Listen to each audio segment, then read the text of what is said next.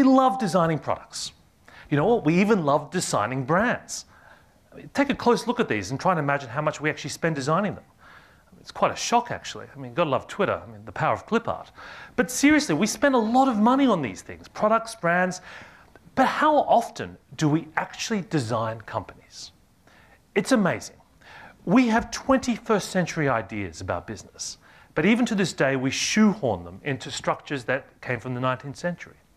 If you think about it, you know, so much of management, of the way we organize ourselves and work, came from the Industrial Revolution. It was all about control and treating people in a factory to get the most out of them. So we invented departments like human resources, sales and marketing, IT. That was phase one.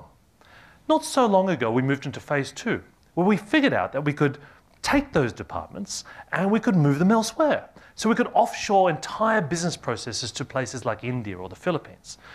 Someone once described this to me as your mess for less. This really wasn't innovation. It was just shuffling the deck chairs on the Titanic. It's only been in the last 18 months or so that something very new has happened in the world of business, which is those departments have not just been offshored, they're moving on to platforms.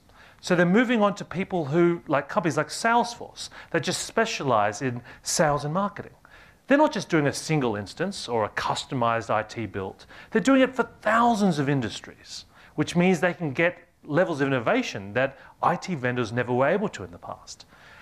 There's a new land grab across almost every department of the enterprise, from finance and legal, HR, sales and marketing, IT.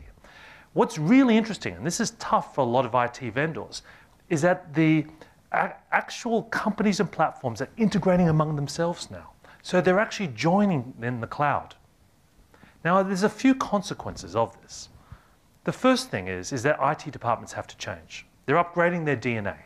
You're seeing people who had come from the world of business administration, not from network administration, moving into leadership areas. The role of jobs in the enterprise is going to change.